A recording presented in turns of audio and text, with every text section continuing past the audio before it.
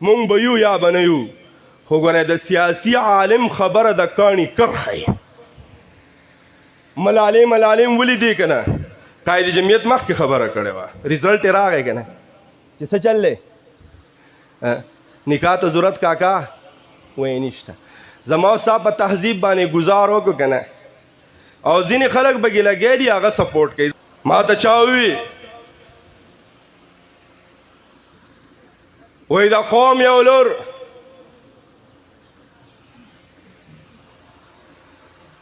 چې پښتنه هم ده،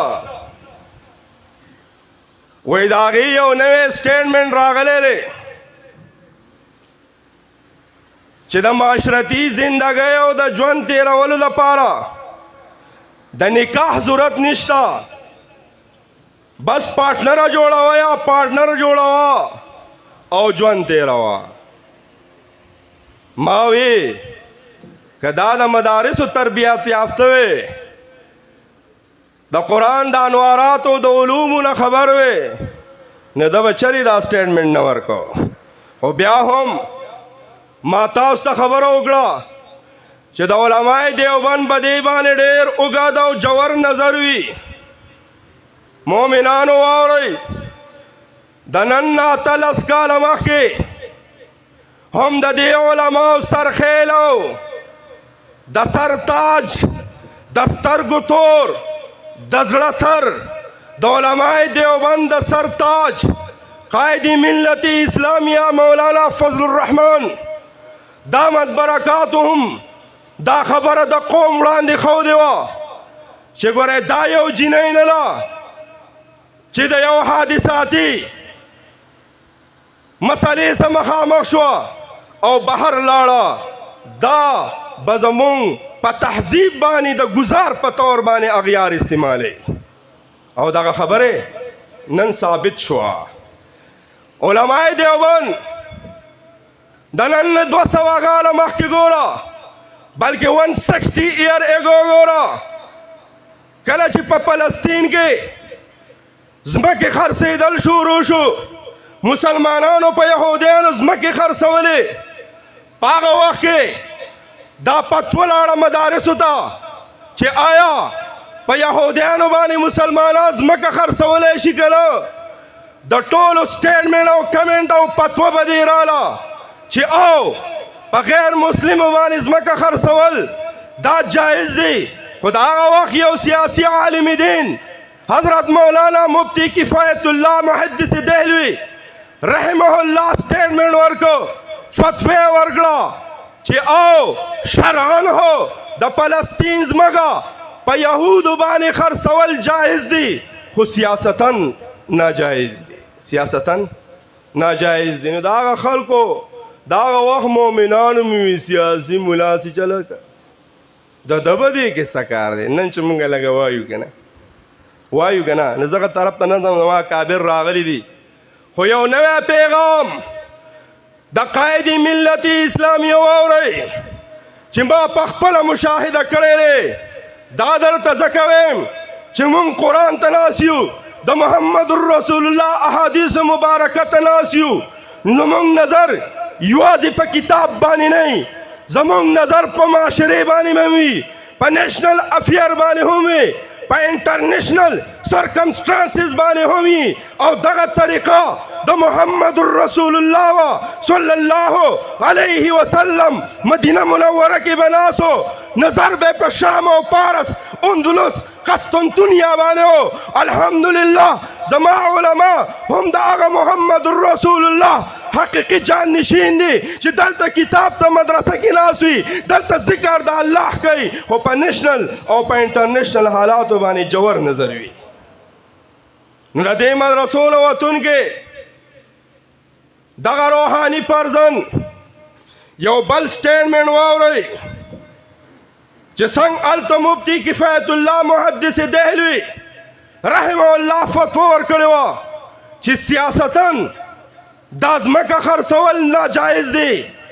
الحمدلله د مفتی صاحب روحاني پرزن نن بیا په بانګ دخل باندې سټیټمنټ ورکوي چې د ربوه سټیټ دی کوم چې په قادیانانو جوړ کړی دی، په لیز باندې په 1133 ایکڑ ځمکه باندې هغه لیز ځمکه د قادیانانو سره دې ورسره وي. په 2048 کې به دغه لیز ختمیږي. خو یاد ساتئ د سرګودې په ټریک باندې قادیانانو ډېرې ځمکې د مسلمانانو نه واخیستلې. فارم هاوس پې جوړ کړې، ادارې پې قادیانانو جوړې کړې. د قائد ملت اسلامیه قوم ته دغه پیغام دی څنګه چې فلسطینیانو خطا کړې وه، د وخت د مفتي د سیاسي مفتي نه وه منلې. نن هلته سور اور بللی، هلته بچیان یتیمانان کېږي، هلته تورسرې کونډې کېږي، هلته کورونه ورانېږي، هلته د شاعر الله بېعزتیانې کېږي. یاد ساتئ که دغه شان دې قادیانانو د سرګودې د ځمکې واخیستلې، دلته به میرزایل جوړ کړي او دلته به بیا مومن له او مسلمان له ژوند تېرول ګران شي. زه د یو ادنا کارکون په حیثیت سره ما لا خبره وکړه او تاسو ټولو واورېده. مخکې به دا اعتراض کېدو وایي مولوي صاحب انګلیش وایي، اوس نوی اعتراض کوي وایي د ګریوان ترې راله لاس اچېلي دي. ما د بېګاره دې ځای نه یو کس رابطه وکړه، یاره جي وایي تا په بډخیله کې څنګ بیانه کړ او دلته به څنګه کې ته ګنې وایې چې زه د په کوټه کې ناست یم. او ما مولانو ته م ویلي ګوره چې ما راغواړئ نو سنګل اودس مه کوئ، ډبل اودس کوئ. څه کوئ؟ په یو اوداسه مه راغواړئ، ګوره دا اودس په مات شي. ډبل اودس کوئ چې اودس هم نه ماتېږي.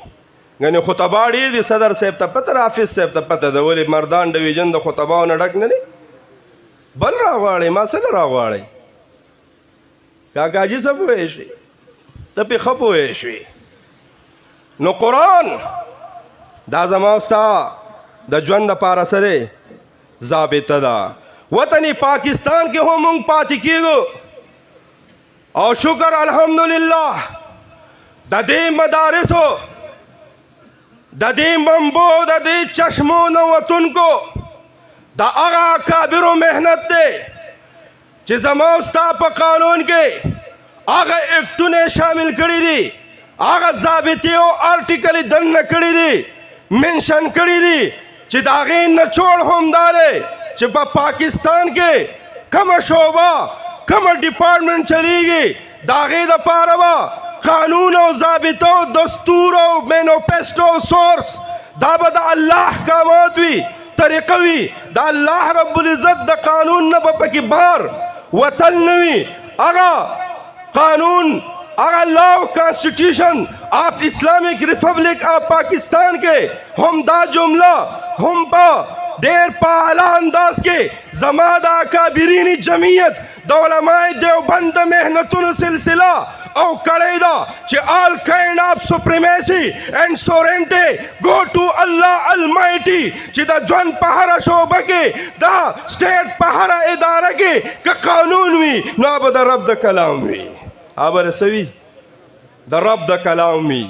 او دغه خلک، دغه مشران الحمدلله د دې مدارسو نه وتي دي، د دې جامعاتو نه وتي دي چې زما استاد ملک په هره توګه سره د تحفظ دپاره، کاغه د تهذیب او تمدن تحفظ دی، کاغه د ختم نبوت د عظیم عقیدې پروټیکشن دی، کاغه د اسلامی شاعرو د قوانینو د بچ کولو او هغې د دفاع کولو لاره ده. الحمدلله علماء دیوبند اهل سنت والجماعت په دغه میدان کې هم د دې مدرسو پیداوار دی چې په هغه مورچو باندې، په هغه سختو حالاتو کې، په هغه کرټیکل کنډیشن کې، هغه د عالم استعمار د بچو د هغه تربیته ماحول کې الحمدلله د دې مدارسو فرزندان، روحاني فرزندان په هغه میدان کې کلک ولاړ دي. نن زما استاد د خور مور د لوپټې د تحفظ دپاره، د اسلامي شاعرو د پروټیکشن دپاره، د ختم نبوت د عقیدې د تحفظ دپاره الحمدلله که نن په میدان عمل کې دي هم د دې مدرسو پیداوار علماء دیوبند د دین په هره شعبه کې لګیا دي او د اغیارو په سترګو کې سترګې ورکړي دي. او یا ساتئ مؤمنانو، په هر میدان کې الحمدلله دا علما د امت د خیر دپاره لګیا دي. محمد رسول الله ته ملاو شوی ډیوټې صلی الله علیه وسلم یتلو علیهم آیاتک ويعلمهم الكتاب والحکمت ویزکیهم. بدغه ډپارټمنټ او میدانونو کې بدغه شعباجاتو کې کومې شعبې چې محمد رسول الله ته د رب د طرف نه ایزمبشن او تحریک ملاو شوی وي، الحمدلله علماء دیوبند بدغه ټولو میدانونو کې د سریز کردار ادا کوي، په فرنٹ لاین باندې دي. یتلو علیهم آیاتک، که د آیات د قرآن د تلاوت هغه میدان دی، مدارس لګیږي په طول و عرض د ملک په انټرنیشنل بیس باندې. د علماء دیوبند دغه روحاني فرزندان په دغه میدان کې ټاپ کلاس کردار ادا کوي. او که دغه سیسټم د یعلمهم الکتاب علی د کتاب د تشریح او د تفسیر دا، الحمدلله دا بچین د اهل سنت والجماعت د صحابو په نقش قدم باندې تلونکي دا هم رسته نه دي. او که دغه میدان د حکمت دی، د محمد رسول الله د سنت عام کولو دی، دا بچین په فرنٹ لاین باندې لګیږي. او که دا تزکیه نفس ته دا دننه اوورهالینګ دی، سکینینګ دی، د وجود صفایي ده، د زړه نه د ګن ایستل دي، نو الحمدلله ویزکیهم په میدان کې د محمد رسول الله ورثه د تصوف په میدان کې الحمدلله هم په 1 نمبر باندې روان دي. نو په هرې حوالې سره که مونږ ګورو نو د دې مدارسو د دې چشمو نه وتونکي دا علما ستاسو په هر انګل سره د هرې زاویې نه ستاسو په ژوند باندې د شرعي تعلیماتو د اثر انداز کولو کوشش کوي.